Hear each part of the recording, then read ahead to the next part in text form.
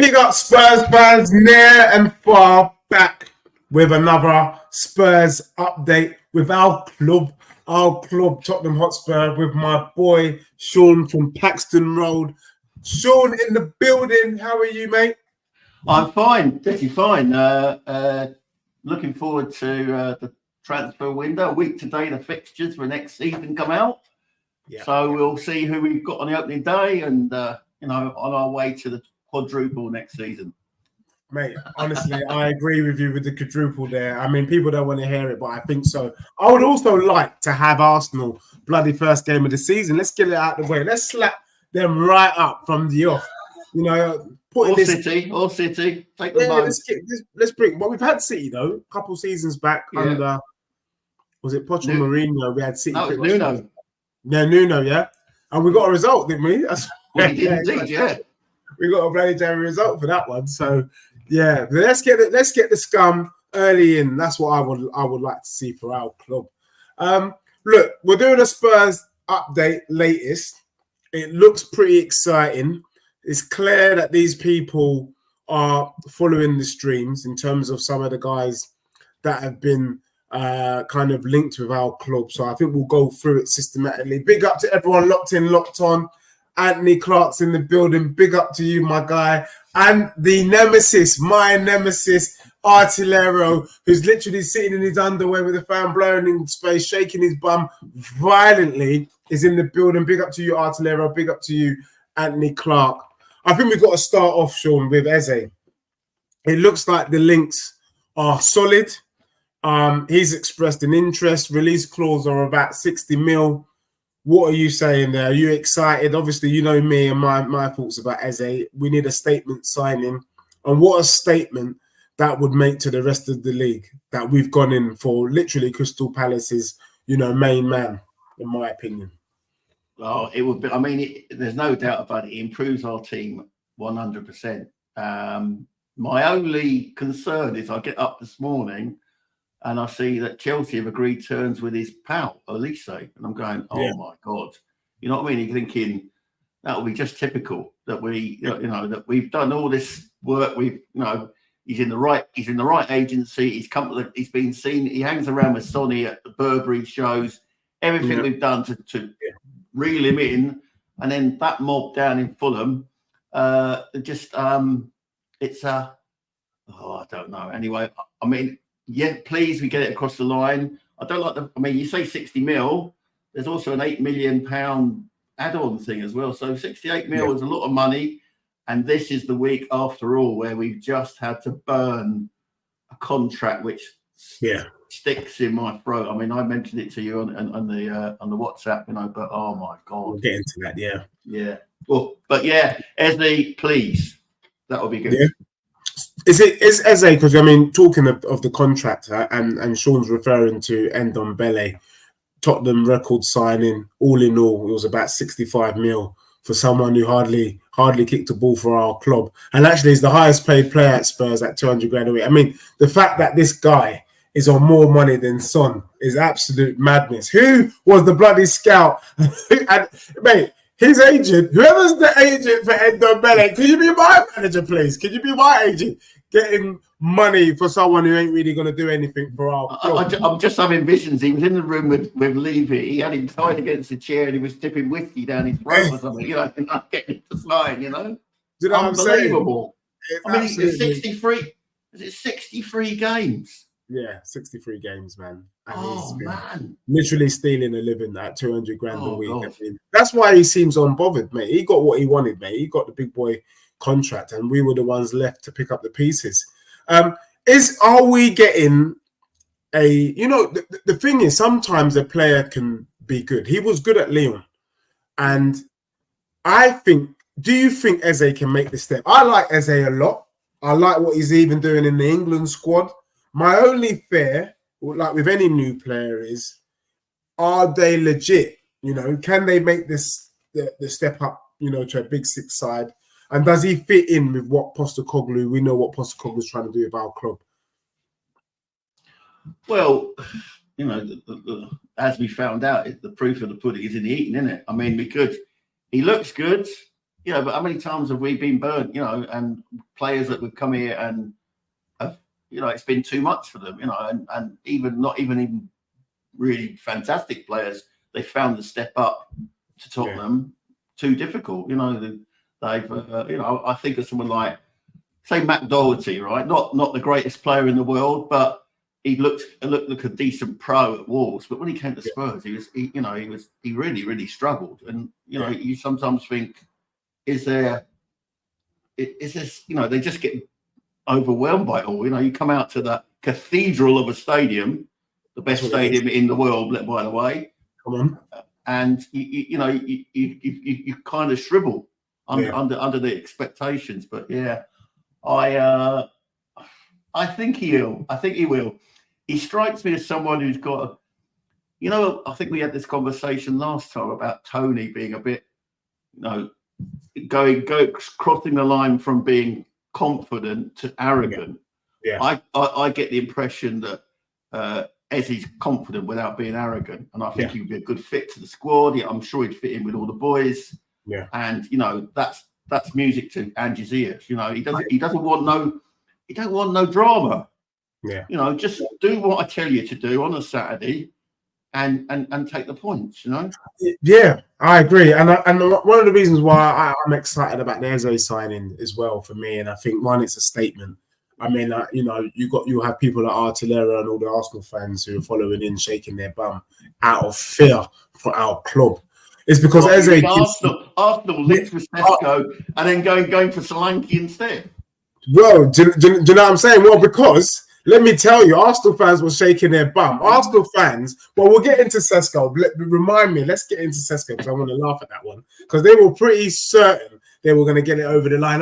He's the best striker since sliced bread. And the brother just said, you know what? I'm just going to extend my contract because, you know what? Arsenal's not a big enough pool. But we'll deal into that stuff there shortly.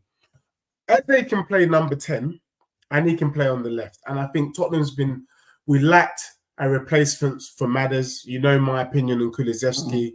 He had a disgusting, really rubbish season. And I can see him having another crap season, to be honest with you. This coming Kulusevski this coming season. And if Son's off form, you need Eze. The only thing I would say about Eze is he can't be on the bench. You can't spend 68 mil and him not start.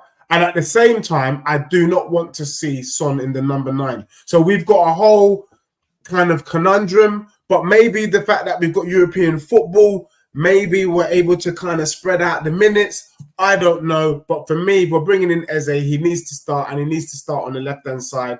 Or maybe we play him in the number 10 if Madders ain't quite giving us what we need. But he brings that versatility and that quality that we're looking for. So I think if Tottenham is a serious club, and if Lange is saying money is not an issue for us this summer, then we need to get that brother over the line. The other one, though, I'm speaking about is this Morgan Gibbs-White. I like what he does at Forest. And to be fair, I kind of liked what Brennan Johnson was doing at Forest. And then Brennan Johnson's come to our club. And that little Matt Doherty syndrome's kind of hit him in the head. You know, a little bit of Space Jam, you know, where we're trying to get a group of Navy SEALs to go into space to go and find the talent. That's what we're trying to do now. I don't want a situation. Morgan Gibbs-White on paper, I like him. I like him and I like him a lot. But I don't see how he fits into our team. Where do we play him? We've got Bentancur, we've got Basuma, we've got the Pape Sarrs of this world, we've got Madders. Do you get what I'm saying? Where does he come in? Is he a replacement to, is he competition for Paps? Is he competition for Bentancur? Should we be going for another person from Nottingham Forest who may or may not deliver the goods? I know, Sean, you think I'm a little bit harsh on the lad, but Brennan Johnson for me was out. You know what I mean? It was a 5 out of 10. You know, it's nothing to be shaking your bum about. And again, I hang on the fence. Him and Kulusevski are the two people I got my eyes on this season as producing no point, no goods for our club. But I don't know. Are you happy with Gibbs-White? Do you know what, Deji? I saw Gibbs-White play for Wolves against us. Yeah. And he was on the same field as Moussa Dembele. And he didn't look out of place. He was like a kid. You know what I mean? I thought, what a player. Now, it all went pear-shaped at Wolves, and he finished up getting cast off to, I think it was Sheffield United, I think, and then eventually he finished up at Forest. But I think that, the boy had the talent at 18, and I do think he's a good player. Yeah. As you say, though, where's he going to fit in? And this kind of makes me think that this is a summer of change. This is a summer of change. And we may be losing players that we don't expect to go. Yeah. Huh? You know what I mean? In bank on, yeah? Like a Kulusevski. Oh, now, don't go there. Don't go there. You know me and you and I are going to fall out about that. But, yeah, no, but I'm thinking, we could lose a Bentancur, we could lose a Kulusevski, true enough. Yeah. Could we lose a Maddison? Do you reckon? Could we? I think it'd be too soon. I think it'd be too soon to lose Maddis, only because Maddis had a blinding start, and there's an argument about maybe the injury knocked him back, and he didn't have time. I think with a good pre-season under Postecoglou, Maddis could hit the ground. I mean, he was looking kind of tasty even in that game against Newcastle, all the way down under. He was looking like he was coming back to himself. I think him being not in the England team is maybe a blessing in disguise. Do you know what I mean? I mean, I was so happy players not picked for, getting the summer off. There's nothing better. I just think our players, I mean, they looked done, didn't they, at the end of the season? Yeah. Those performances were down to fatigue as much as anything else. 100%. I mean, you think about Porro, I think he missed about half a dozen minutes, one game, I think, all season, and I know he's disappointed he didn't get in the Spain squad, and I don't understand why he didn't get in the Spain squad because he's a great player. But, he's off. He's now on holiday in, I don't know, Menorca or whatever, and he's having a great time, and he's chilling, and that's the best thing I want for my team, because I want us to be, come July the 1st when they're back, sweat those suntans off and get into it for the pre-season, and then when the season proper starts on August the 17th. No, 100%. But I do agree with you, though, Sean, that there is some surprises around the corner, and I think we could lose. We could lose a Bentancur, we could lose Kulu, we could. I mean, obviously there are players who are already in shape to go, like Pierre-Emile or Højbjerg. So there's a midfielder gone. Yeah. Does Gibbs-White do that role? Not particularly, I don't think. We seem to be shipping in a load of number 8s. You know what I mean? Yeah. And then with Eze a 10 or an 8. You know what I mean? So it's I mean, I know it's a wild one. Boweney, James, John James in the building. Boweney, definitely showing love to my brother there, Nigerian brother. Do you think for me, hear me out, because a lot of Spurs fans are probably going to throw darts at me, because there's a dart about to come. Oh no, there's the shading coming. That for me, I'm like, with Kane, we knew it was going to happen. Yeah, it was going to happen. He was going to leave. And my big issue with Spurs is, when you've got talismans in the club, who are the replacements? And I feel sometimes with our talismans, we get so comfortable with them that we haven't got a ready-made replacement. How can you not have a replacement for Kane? He wasn't going to live forever, if you know what I mean. And could Son be somebody that potentially could be on the chopping board? Hear me out here. He's going to be 33 this season. And he's a talisman. He's a great player to the club.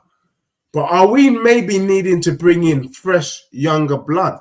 I love Son. I think he's a sharp shooter. But is there an argument that you bring in an Eze, you bring in, a Gibbs-White, you bring in an Ivan Toney, you really just transform the line? Could the surprise package be Son? And actually, we got to get to grips with life after Son. Almost like Tupac, Life After Death, or whatever the bloody album was called.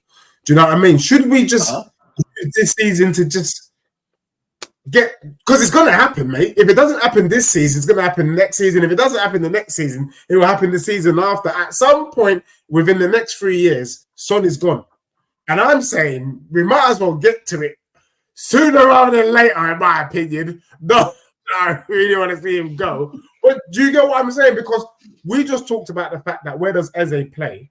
Son is occupying that left-hand side, which means that, or Son's going to play number 9, which means Tony sits on. It just doesn't make sense to me unless you move Son out the way and you've got Eze and Tony. I don't know. I think you can follow me, Sean. It is wild to suggest that, but maybe that's what you need to do. I mean, Arsenal got rid of Aubameyang, and at the time, you know, everyone thought Arteta was a madman. I still think he's a madman because he was one of the best strikers in world football, definitely up there. Not quite a Kane, but, you know, he was to be respected. But in clearing him out, they made the front three what the front three is today. I don't know. Is there an argument for that? So you're a rip the plaster, are you? You're a rip the plaster boy. Yeah.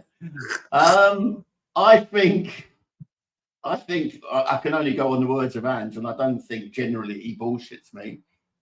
He says no. He's in the plans for next season. So, however, 12 months time, then we have a conversation, because you know I'm expecting some kind of trophy, but I expect us to be getting the Duraglit out, you know, and cleaning up some trophy this time next year. You know what I mean? And I don't want, you know, if that means that we haven't done it and Son's still here, you know, he's got to go. As you say, he's 92 was born, so yeah, he's not, you know, he's not a spring chicken.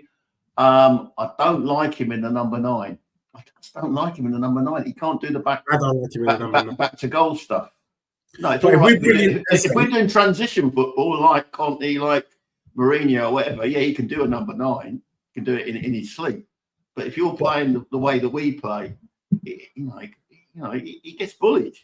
If we get Eze over the line, though, you can see how the number 9 becomes more possibility. Because for me, Eze is more effective on the left of the left wing. He's not really gonna be looking at Eze to play the right wing role. I could be wrong, but is he looking? And if that's the case, we could be losing Brennan Johnson and Kulusevski. You know, not just kidding. But do you know what I mean? So that's the only thing I was thinking of in terms of the wildness. But Morgan Gibbs-White as a squad player, is he an upgrade on Højbjerg? Oh, 100%. Yeah, 100%. For me, anyway. You know, I mean, Højbjerg plays. He's a defensive midfielder in a Simeone style team. Yeah. In a Mourinho style team. There'll be suitors for him. He'll be gone. You know, and we need to replace him.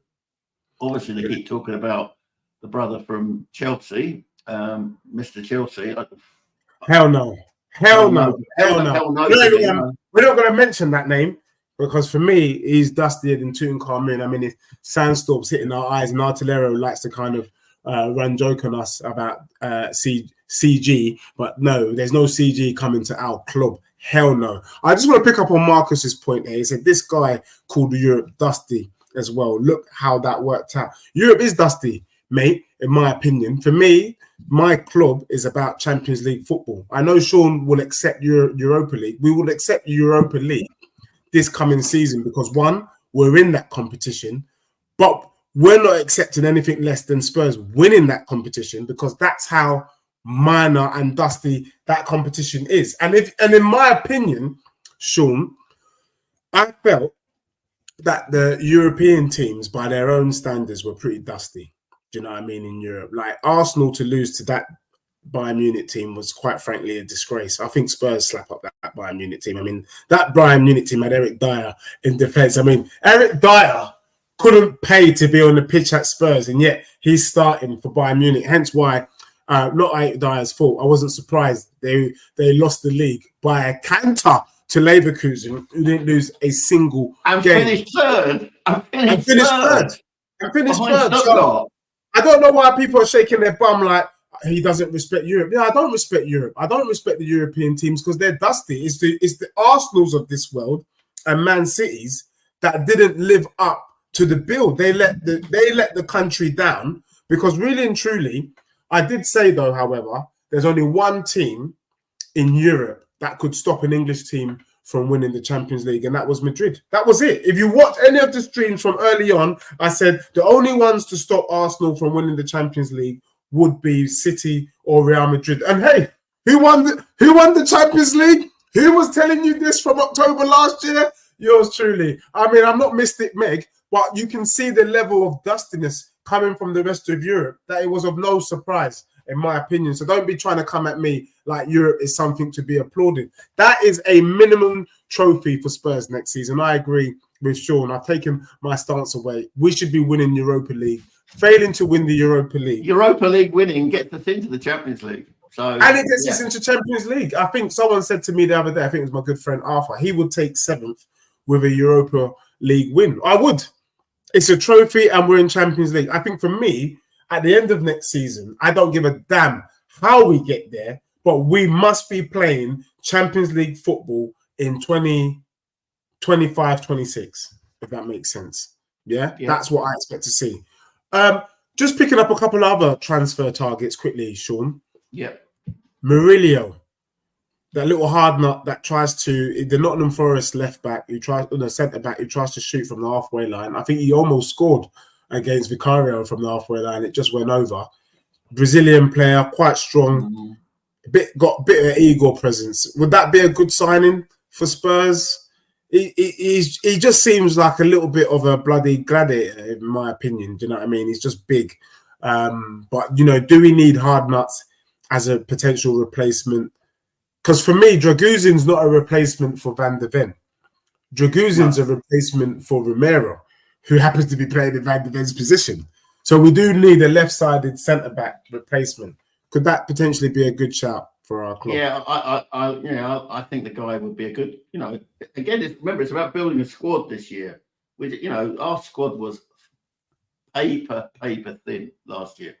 When we lost, you know, when we lost Madders and we lost Van der Ven, what happened to us? You know, we became like toilet tissue, you know, so we need, you know, if he's been identified, if they can do the deal, and, you know, there's always 3 things in there. It's the player, it's the 2 clubs, you know, and if one of them doesn't work, it's, you know, if one of them doesn't do the deal, then it means nothing. But I think it's, you know, he's got experience in the Premier League. That's always useful. But tell you what, you know, I want to share something with you now. Yeah. I want to share something with you. You know, you just dropped the Son bombshell. Yeah. What happens if Real Madrid come in with 100 bags for Romero? I mean, there are whispers. They're on the fringes, but there are whispers. To be fair, and the Arsenal fans in the chat who are shaking their bum violently, you know, bashing away at the keyboard with a fan in their face, won't like to hear this. But the truth is, Romero is a Galactico, in my opinion. He is a big game player. And if Real Madrid is willing to spend 100 mil on Romero, I think we've got to sell. Partly because I think there are other defenders. We could probably get in 2 decent centre-backs for that money. Do you get what I mean? Even if not 3, I think we could bring in Tapsoba, you know, from, what's his name? I would like to go in for Anderson, you know, from Crystal Palace. I think he's a quality centre-back. So I think if Real Madrid comes in, I mean, you got to remember, Romero is a World Cup winner. And this is how you know that Arsenal fans they've got low ambition. How long do you think the likes of Saliba and Saka are going to be at your club gathering dust? I mean, come on. If they're as big as you claim that they are, then surely they got to be ambitious. If you're going to be trolling our guy, Harry Kane, then show the same chest and same energy with your club, with your players. For me, Romero is a World Cup winner. He's a Galactico. We should sell if they come in for 100 mil. But I would also say that, look at Saliba. Do you think Saliba's going to be hanging around for the next 3 seasons with no trophy? Come on, Arsenal fans. Do you think Saka's going to be hanging around for the next 3 seasons with no trophy? They've got bigger fish to fry, in my opinion. So I think it goes for them. Talking on Saliba, he's not getting in the French squad. And when's he going to make the deduction? I'm not at the right club in order to get into the French squad. Do you know why? Because Arsenal's not good enough for them to be persuaded that Saliba's good. But also, there's levels to this thing. So Arsenal fans shaking their bum because he's at their club. The truth is, when it comes to the stage, the international stage, your best guy is on the bench. Yeah? When we played the World Cup final, Argentina v France, our guy was on the pitch, Romero. Yeah, he was out there winning trophy. Yeah, with Messi. Yeah, your guy was warming up with his fluorescent bib. That's the levels to this. That's what it's been. They don't want to hear me say it, but that's just the truth. So I agree. The truth is, you know, France have so many fantastic players and defense. Fair play to Saliba. He just doesn't get a sniff. Do you know what I mean? And I think if he's got any self-respect for himself, if he doesn't win a trophy at Arsenal, he has to leave.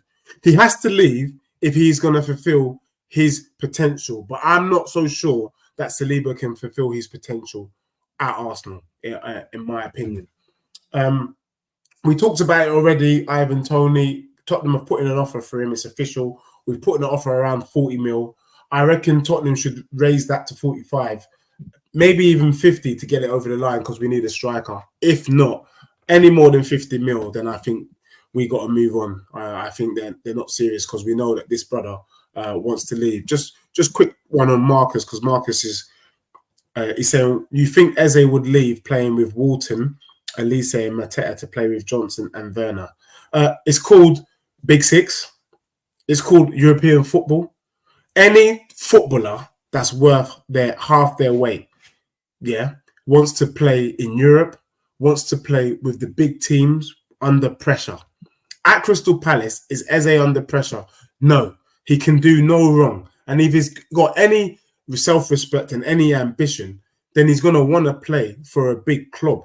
So the answer to that is, why would he want to play with an academy graduate in Walton when he can play with Madders, when he can play with Basuma, when he can play with Bentoncourt? I mean, when he can play with Van der Ven, are you mad at it? Romero.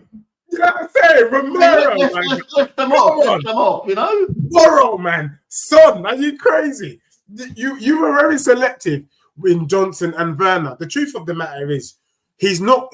Why would he want to play with Johnson and Werner? He's not going to play with Johnson and Werner because they're on the bench, my guy. He's not. He's going to be on the bench while these guys are going to be wearing the little bib, warming up on the side. So look, we've crushed that argument. We've crushed that statement, in my opinion. I wanted to say one more thing, and it escapes me now. It escapes me, but yeah, I'll remember it. But big up to Tanganga, real quick, and also big up to Tanganga. I thought was a shame, but big up to him. He was a loyal servant. See you later, Perisic, and all those other cronies that didn't really give a damn about our club and the way that they're playing. But I think it's exciting stuff. I really just want Tottenham to start getting some players over the line, and I know that things will start to warm up from the 14th of June. So looking forward to that, and looking forward to the Euro starting this week, where we can really have a deep dive on some of these players and what they're doing.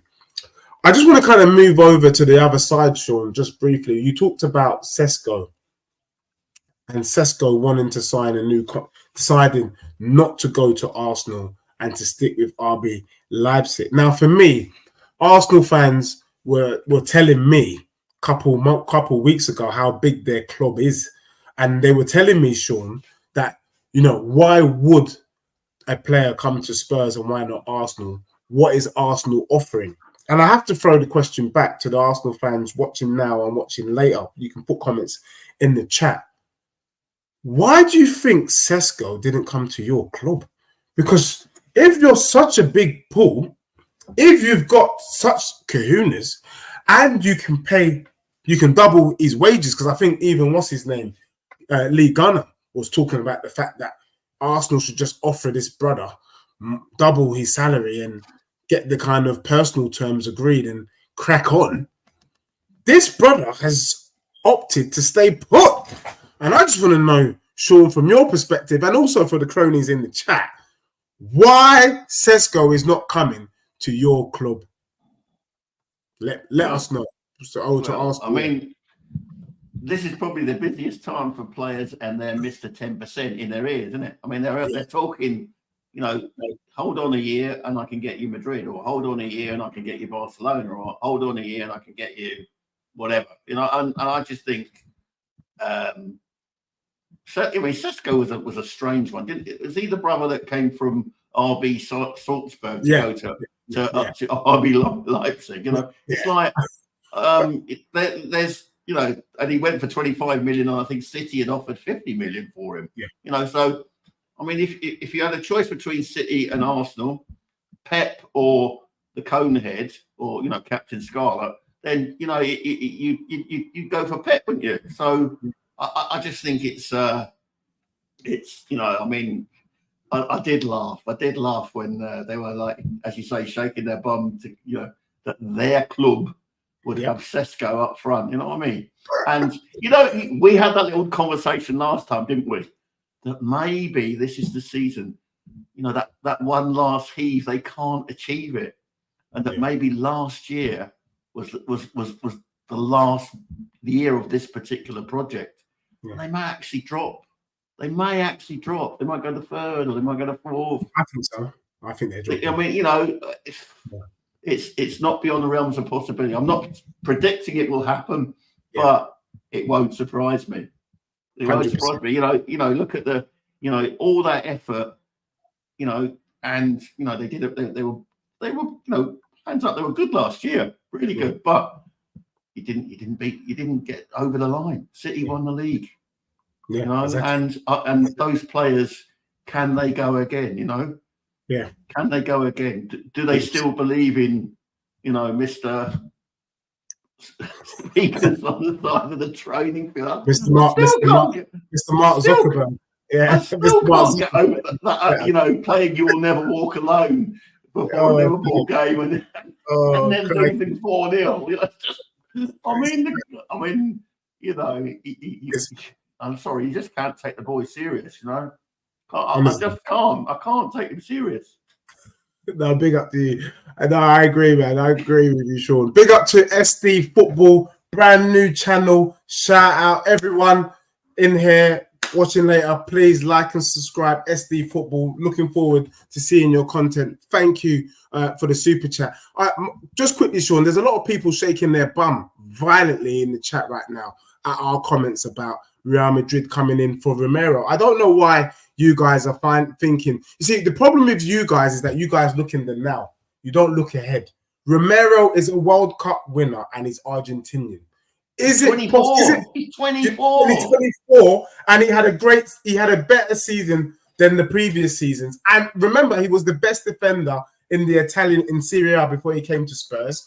Obviously, Tottenham was in turbo, but we're going to see the real Romero maybe at the end of this season. Maybe he doesn't go for 100 mil this season, but you heard it here live and direct first. He probably goes, if Tottenham have a good season defensively, Romero's gone to Madrid, and you would have heard it here first. So you guys have to take off those, put your glasses on. Do you know what I mean? And look at the brother. The brother has all the attributes that Real Madrid look for. World Cup winner. Main player in his national team being Argentina. Messi says he's the best defender in the world. You know what I'm saying? Messi bloody rubber stamped him. It's not beyond the realms of possibility, mate, that this brother could be wearing a Real Madrid shirt. Anthony Clark is here trolling us, saying that, Deji, what is the Big Six? The Big Six is, as we know it, it hasn't changed, unless the Big Six, let me remind everybody, is my club, Then, Man City, Liverpool, Man U, Chelsea, Arsenal. Those are the Big Six. Obviously, United is fully dustier than Tutankhamun's coffin. And Chelsea's fully dusty. Is there argument for Newcastle and Aston Villa to replace United and Chelsea? I think there's a plausible argument there. I think that, maybe those two. I think they're knocking on the door, but the bouncer's saying that I think so. I've got my security badge. You're not getting in. You know what I mean? For me, if Man U and Chelsea don't get top six this season, they should get out of the Big Six, in my opinion. Like, how long are we going to put up with this crap before they come out? Yeah? Those are the only two teams that I know is Big Six. The Big Six status is looking very, very rocky. I don't expect Chelsea to finish top six next season, and I don't expect United to finish top six. And I'm ready to replace those two clubs with Villa and Newcastle. So, Anthony Clark, I take your point there. Maybe we should be adding Newcastle and Aston Villa to this conversation and taking out Chelsea and United. Maybe, Sean, we should move with that. When we talk Big Six, we're talking about Spurs, Arsenal, Man City, Liverpool, Aston Villa, and Newcastle. That's what you want. But my club's in there because even in a dusty season, we still finished 5th. So no one can troll my club. Just so you know, you can't troll my club. Marcus says, I think Lee wasn't rating him. Is that I can't even remember that. Who was the player that we were talking about? Saliba? Was it Saliba? Yeah, no, he rates Saliba. He definitely rates Saliba. Well, probably Romero then, because you know how Yeah. Arsenal, we live rent free in their head. They can't, Yeah. You know, I mean, the amount of shade they threw on Kane, it was unbelievable. Trust me. Huh? Do you know what I mean? Mr. Lucas says something like no ambition, but he definitely wouldn't come to your club. Are you sure? As a Big Six team, he would definitely come to our club. Definitely. You got to see that Tottenham is a work in progress. Remember that Postecoglou picked up the majority of that team isn't Postecoglou's players. I think people really do forget that. It wouldn't surprise me, Deji. Postecoglou's on the Zoom call with Eze today. You know what I'm saying? Just get that thing wrapped up. You know what I'm saying? Let's be real. If Eze was to sign, let's ask this question to the chat. If Eze was to sign for Spurs, so forget your own biases. Let's say he signs. Is that a good signing for Spurs? Would you be surprised? That's what I want to know. I don't want to hear he ain't going to join because the truth is Tottenham are already speaking to that camp. Then Marcus says this question, and then I'm going to get to a few other questions. He says, do you think you are the same level as Arsenal? I would, if Arsenal is at 8 out of 10, then I would say that our club, Sean, is not far behind. I would say we're a 6.5, 7 out of 10.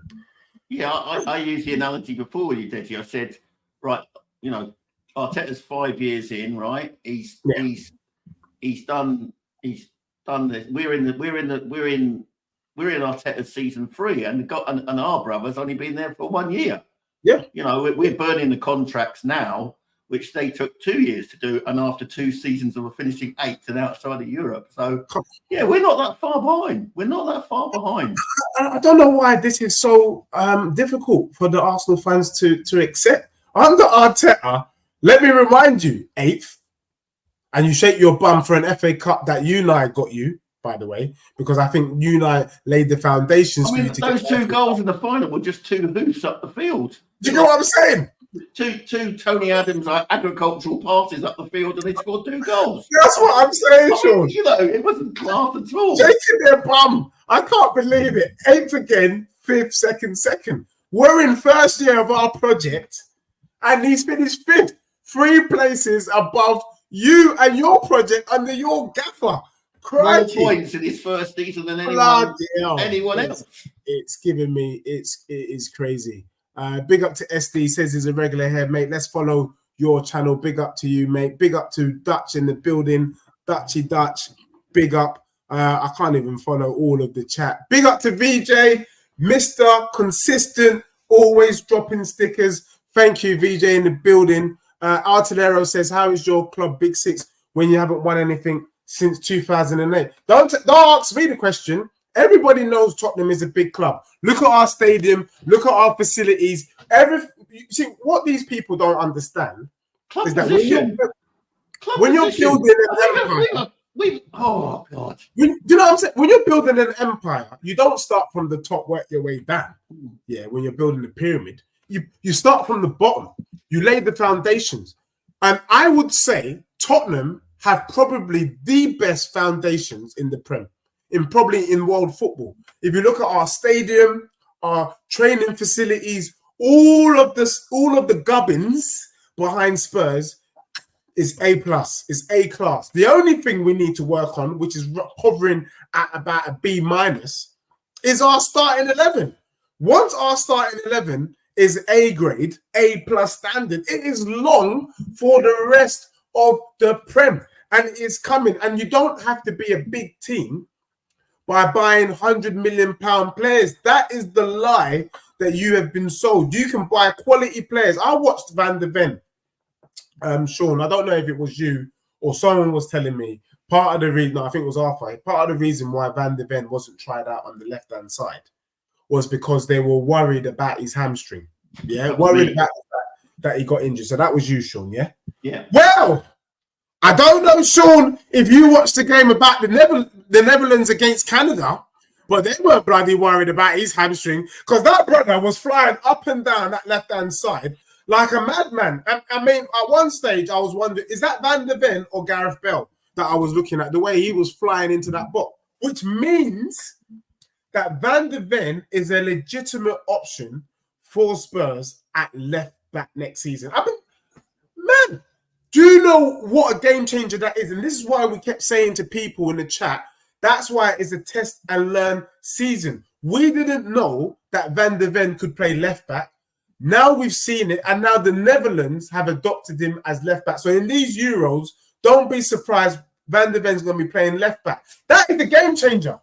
Try and get past you, doggy. And if you can't get past you, doggy, get past my brother, Van de Ven. The only thing that would kill Spurs is if both of them are injured at the same time. But if one of them is fit, it is long for whoever's on that right-hand side. Could you imagine if it was Van de Ven up against Salah? Could you imagine if it was Van de Ven up against Saka? That disaster class that we saw towards the end of the season, that doesn't happen. It really doesn't happen, mate. Do you get what I'm saying? So already we are starting to see the shifts with our players and our club. And I can't lie, I'm shaking my bum violently. I am extremely, extremely excited.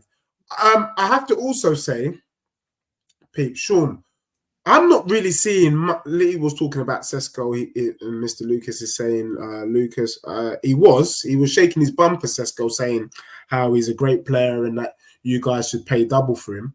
The truth is, Arsenal wasn't a big enough pool for Sesko to come. Let's just be real. That you can't put a positive spin on this. Arsenal came calling and Sesko said no. That for me is a damning indictment. And what that means is that he's seen something that we haven't seen. Let me tell you what Sesko has seen, Sean. Have you seen that movie called The Titanic? Yeah. Sesko has seen that Arsenal have hit the iceberg. Yeah. And water is coming in from the bottom. So at the moment, everyone's still eating. The violin's still going. Everyone's still dancing and people are still sleeping in their rooms. Yeah. And it looks A-okay. But underneath the cracks, water's coming in pretty sharpish. And I think he's looked at Arsenal and seen that this club is on the downer. Because why would you turn down a team that doesn't have a striker? So you're guaranteed to be the number 9 for that club. And they were competing with Man City, we were told. Are you stupid? I mean, it's madness. Unless you've seen something that the rest of us haven't seen. I agree with Sean. I think Arsenal are on the downer now. And we're going to see it, especially with all of their players in the Euros. Sean. Yes. Comments about who needs to go? Who needs to get out of the club? I did something with on Igal's channel, and I think I pretty much wrote off 12 players that needs to go this summer. Okay, give me your list. So my list is that Højbjerg needs to go. Mm-hmm. Obviously, Tanganga's gone and Ndombele's gone. Yeah. I need Skip gone. Yeah. I need Mana Solomon gone. Yeah. We know Perisic is gone. We know Lo Celso's going, or he needs to go. I need to see also, so what, that's up to 7. I need to see who else have we got in our squad. I need to see Ben Davies gone. I'm sorry to say. I also need to see Kulusevski gone, in my opinion. I just don't think he's good enough. I need to see Brennan Johnson gone. And that's about it. I think if all them men go, we're probably left with about 14 players. And then we work with what's left. You know, I do think we need to bring in competition for vicarious liability. You know who that is. in Vicario. We definitely need another goalkeeper as on standby. And Fraser Forster needs to be gone. I never want to see this brother ever again in my life. In the Forest or in the City, I don't give a damn. So I don't want to see this brother. So Forster needs to go. And who else? And Veliz, I said, needs to stay out on loan. Brian Gilles needs to be gone like a tornado. Like, gone. Gone. So, and I think, looking at your face, apart from Kulusevski, I think you agree that all them brothers need to be out of our club this summer. Well, I was glad you mentioned this because I want, Joe. I'm an old soul, as you know, too old actually, probably for this game. But probably the greatest club side ever was the Celtic team of 1967. Go and look them up, right?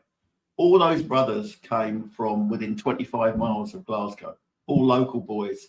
They won the treble domestically. They beat Inter Milan in the European Cup, and that to me is a thing. So when you start burning local boys whom it means a lot, you need to convince me, and I'll tell you why. I heard it on another podcast. You want a substitute inverted fullback at right back. I tell you who might do that job if we don't spend any money. Ollie Skiff. He's an up and down player. You see him at Norwich. He was a box to box player, and he can play in midfield, as you know. So I'm not prepared to burn him, but Højbjerg. Emerson Royale, of course. Emerson Royale's got to go. Lascelles, so sadly, he's got to go. Solomon can go. The ones that have already been released.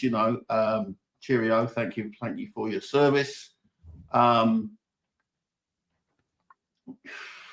not with you on Johnson yet. I think he finished the season much better than he started, and I think he started to grow some cojones. So we just burnt 45 million on him last summer, so I don't think we can afford to do that, especially as we're paying 10 million to that bloody waste of space from Leon, who's going back to cage football in the Paris suburbs with a big stack of bills in his back pocket, never to be seen again. So yeah, I mean there are some players.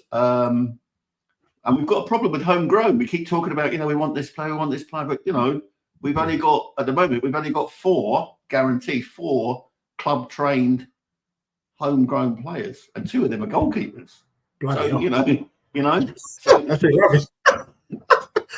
That is a problem. That is a problem that we need to solve. And we do need Foster needs to go. I'm sorry, great servant. I even saw him up here at Celtic. Great keeper. He's done. And Austin Whiteman, are they going to step up? It would save us some money, and it meant that we could go and buy players that we need. I mean, I'm really disappointed that the links to Edison have gone. The guy from Atlanta. Yeah. I'm worried about that. But we've got Bergvall coming in. I think if Veliz goes on loan, he's got to be in England. No good sending him to Spain. He's got to be made to feel uncomfortable. Play with adult players who are worried about their bloody mortgages. They get a contract at the end of the season. That was so good for Ashley Phillips and Alfie Devine to do that. That loan of Plymouth. I think playing for Luton would be a good look for Veliz, in my opinion. He's quite physical. He's tall, big lad. Let him go to Luton and maybe state his claim. If he can do the job for Luton, then Veliz can come back to our club. Do you know what I'm saying? And then we can kick it on. I don't know the point that Artillero is saying. He said Van de Ven would be gone in 2 or 3 seasons' time, and he's laughing. Yeah, mate, that means because he's a great player. And if he is gone in 2 or 3 seasons' time, just so you know, we bought him for under 40 mil, and we'll be selling him for over 100 mil. So look who's laughing now, mate. Do you get what I'm saying? So I don't know if that is a diss or what. Do you know what I mean? I'm not really too sure, but as for my club, I think that's a Tony Adams' own goal there. I think really. I think it's a big boy own goal from that brother right there. You know what I mean? The game says 12 players laugh at that. Yeah, I think he says Ronnie is saying we keep Ben Davis. SD says SD Football says Cooley's not good enough. This is Cooley's last season, in my opinion. I know Sean likes yeah. him. I love Kulu, but I'm with you. He's got to step up. I want more goals. I want more assists. But I tell you what, as I said to you, we don't get those 3 points at Luton without Kulu last season. When we went down to 10 men, he kept us in the game. Yeah, 100%. 100%. Keeping Ben Davis, I'm not sure. I think what we need to do for Ben Davis this summer is he's got the opportunity to go and play for a Bournemouth and play week in, week out. Let him go. Let's do a testimonial. I'll buy a ticket. I'll be there and I'll have a pint with Sean. And we'll say thank you. But we need to be bringing... Hold on. What about the pint we're having in Bilbao next May? Yeah, and that as well. Do you know what I mean? Winning the Europa League, that's the trophy. Mate, we got a few drinks that we got to have. Yeah. Social 101 is one of them Arsenal trolls. He's saying, man's talking about Arsenal signing when his dusty club have re-signed Werner, joke of a club and fans. Social 101, I'd like to ask you right now, who have Arsenal signed? Exactly. You signed absolutely no one. The one that you were shaking. Is that the sound of tumbleweed I hear, Deji? Is that the sound of tumbleweed? Yeah. I mean, what always makes me laugh is that these Arsenal fans that are sitting there, in their underwear with the fan blowing, violently in their face, bashing away at the keyboard, are telling us about who we've signed, but they've not signed anyone. And the one person that they were linked with and they were shaking their bum said, no, thanks. I'd rather stay where I am. There goes Arsenal's pulling power. I'm just saying. So before you start having a dig at my club, look at your club. And how about you bring in a decent player? Yeah. How about you bring in a statement so that us, opposition fans start shaking our bum out of fear. Let's be fearful. But Arsenal have done absolutely nothing. Do you know what I mean? I do agree with Mr. Lucas. We need 12 players. We do need 12. We're not going to bring in 12. But there is a suggestion that Spurs could be bringing in 6 or 7 players. Fabrizio Romano, before the season ending, came out that Spurs are looking at 6 or 7 players this season. So that's a possibility. So there is going to be a lot of business at my club this summer. And Robert Davis says that Skip must stay. Look, maybe Skippy says, I'm persuaded. Yeah, Sean, I'm persuaded. It's just that we need to find the right position. What I don't know... It's a temporary thing for him. He may be gone this time next year, but I think for the purposes of squad building, and so we don't get into trouble with UEFA and the Premier League, who've got different rules regarding homegrown players, he has to stay just this year, And I think, generally he doesn't let us down. I don't think he lets us down. I'm just saying, in terms of Adventure Files, it said sell too. I don't know. I like Richarlison. Whether you like it or not, 12 Premier League goals is not bad. And remember, he had an injury problem. He had a mental health crisis midway through the season. I think Richarlison, with a little arm around the shoulder, father figure like Postecoglou, could really kick on. You've seen his potential in the Brazilian national team. I think he can reproduce the goods. I think Postecoglou thinks he can reproduce the goods. And maybe the reason why he doesn't sign, if we don't get Tony for a good price, I don't think Tottenham would panic. We wouldn't panic by a striker because Richarlison is there. And if he can do, he's got the potential to do a job. I do understand some Spurs fans think he's not prolific enough. But I don't know, Sean, your thoughts on Prue.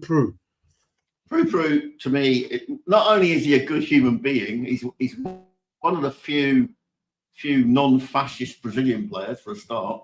But he does a lot of good in his community back home. But that's when Son went away to the Asian Cup, we would have had a terrible season. I mean, a much worse season if he hadn't stepped up and had that golden patch. Now, injuries. Oh my God, that Artillero. If he's not, he's unbelievable. I mean, he's bringing up Sol Campbell from a quarter of a century ago. For God's sake, you know what I mean? Dear, oh dear. Anyway, just goes to show how we live in their heads, Anyway, it's so funny. But I'm not worried about Werner. But yeah, I'm quite happy for Richie to stay. I want him to have competition though. I want another number 9. Yeah. And I think I'd rather be in our position than Arsenal's position, where Sesko is going, thanks but no thanks. Exactly.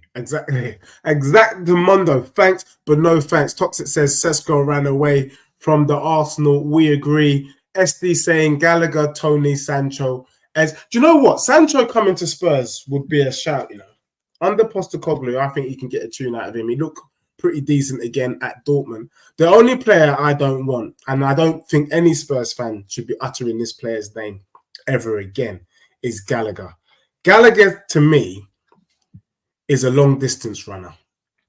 He reminds me of the Kenyan long-distance runner called Moses Kiptanui. Yeah, this brother did the steeplechase. Yeah, Moses Kiptanui. I do not want this Gallagher brother at my club. No way. There's too many marathon runners. There's Mo Farah. There's all of these brothers out there that can also do long-distance running. And I don't want a long-distance runner in my midfield. I want a baller. So that's why I would say to you, SD, Tony, Sancho, Eze, that's a good start, but we can't stop there. For me, Spurs need to be bringing in 6 or 7 players. But yeah, big up to you, locked in, locked on. Big up to everyone that's locked in, locked on at the moment. Sean, what do you say about that? Would you be happy with those 4 before I get your predictions for the Euros? As I say, that it's annoying that the Gallagher rumours won't go away, because I don't think he's that special, and I think there are other players that would suit Ange's system more. But Ange seems, it seems to be coming from him, so he's obviously got a plan. But Sancho, that would be a surprise. That would be a surprise. And then things like Bentancur going, Kulu going, even Maddison going becomes something that might happen, and maybe even Sonny, who knows? I mean, I honestly, I'm excited, but I'm not getting too carried away. As I always tell myself, until it's on www.tottenhamhotspur.com, it ain't happening. You know what I mean? I love the speculation. I love the work that people get so agitated about it all. But I trust the people that are doing our recruitment, and I trust my coach. And I think we have an advantage on that more. But the squatters at the other end of the Seven Sisters Road, and we're going to have a great season. Looking forward to it. I mean, if anyone can bring out or do a tune in Sancho, it's Postecoglou. So I disagree with Marcus's comments here that if Sancho goes to Spurs, his career will well and truly be finished. I think if he goes back to United, his career is well and truly finished, especially because that dusty club has decided they're going to stay with their gaffer in Erik ten Hag because he won a trophy, the most shameless manager in world football. The guy came out saying how everywhere he goes, he wins trophies, despite the fact that was Man United's worst ever Premier League finish. Amount of goals they conceded, amount of L's they took this season. This brother came out with his bald head and was shaking his bum for the FA Cup. What shameless behaviour. But apparently Sancho has been put out for sale. We Talk Football said he would take Greenwood, and I think we had Donna Cullen in the chat the other week with me and Sean, who kind of mentioned that there could be potential links between Spurs and Greenwood. Sancho would be fire. He's a London boy, South London. He's from Kennington. Come home, come back to the patch, come back to the River Thames and do your job for our club. I think it could really be something and get himself back in the England team. Big up to Mr. Consistent VJ with another super sticker. Woo! I'm going to need sirens moving forward with these super stickers things. You need to get yourself a soundboard, my boy. No, I mean, I'm going to have to get one, invest in some bloody soundboard stuff. The Euro starts this week. I'm not going to lie to you. Just briefly, Sean, we've got about 3 or 4 minutes. That game, England against Iceland, was one of the dustiest games I've seen. I mean, forget sandstorms. We were having snow. Snow thrown at us by the Icelandics. Yeah, snow. Ice cubes, yeah. Little hard ice cubes. Is it downtown Dubai, yeah? What the hell? And I was already pissed that we didn't have a single Spurs player in that England team. who's going to win it for you? Because for me, I've written England off. I think we're dusty again. But who's your prediction? Peeps in the chat. Who's your prediction to win the Euros? I can't see beyond France or Germany, to be honest. I think Germany have come back. I think Nagelsmann has managed to coax some performances out of them. But I mean, you look at France. I can't. I mean, where do you see a weakness? I just don't see one. Saliba. No, just kidding.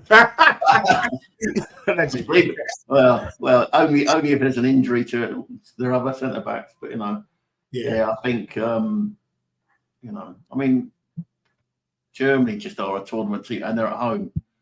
The only team that's going to give them a go is Scotland on Friday night. Yeah, I say that because my neighbours are out there. Yeah, hey, Robert's in the chat. Robert's got Scotland to win. Hey, you know what? That Scottish team, they're playing some all right football though. They are actually doing some all right. They've been one. They haven't got a striker. Got a striker, and they've got some really crucial injuries. The boy that was tearing it up in Serie A at Bologna, he's a big miss for them. But I mean, it will be mad here on Friday night. I can tell you that. I mean, it'll be the pubs will be just absolutely mobbed, and it'll be great. I mean, what I like about the Scottish fans is that they're all in enthusiasm, but win, lose or draw, they don't give a damn. And I think I've said to you before, I'm a kind of club before country person.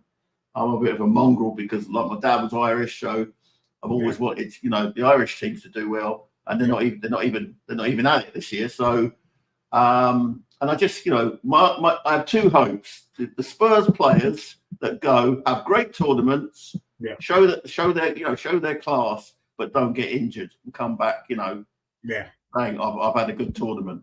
That's all I'm concerned about, and that applies to the Copa America as well.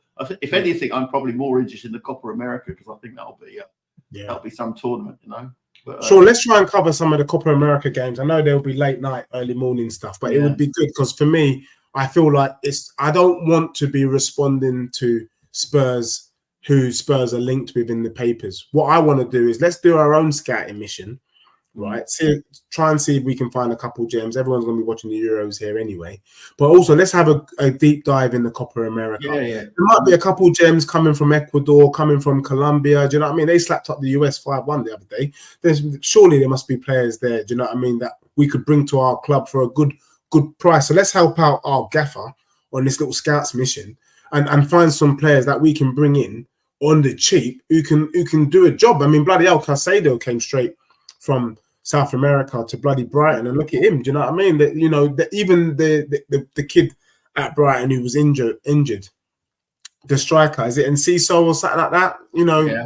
Quality kid, quality player, and you think, what are Spurs scouts doing? Are we all just based in Europe? Brighton have done really well out of the Brazilian and South American market generally. So it wouldn't surprise me if they'll discover some gems. But we should be looking in that market. I mean, it's one of the sort of side effects of Brexit, believe it or not, is it's easier to get players from that part of the world than it is from Europe. You know what I mean? It's one of those mad things of that sort of economic nonsense that we're now in. But I mean, I'm looking forward to it. I mean, obviously we are Romero playing for Argentina, and will just be the big draw. And the fact that it's got North American teams this time as well, I was surprised, because I was saying, what, the finals in Miami, and then I realised that it was it was the South American associations. And it makes sense though. It does. I always found it odd that America, Mexico, and bloody Canada were playing against the Caribbean teams. I was saying that's a bit bloody odd. Do you know what I mean? So the fact that they've come together as the Americas does. Are there any gems in the Jamaica team? Bailey, Leon Bailey. Yeah, that's the trouble.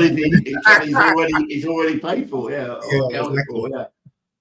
be interesting. No, I think it's going to be interesting. More football, more content. Big up to everyone that's locked on at this kind of lunchtime special with myself and Sean. Sean, is always a pleasure. For me, I think France win it. I look at their team.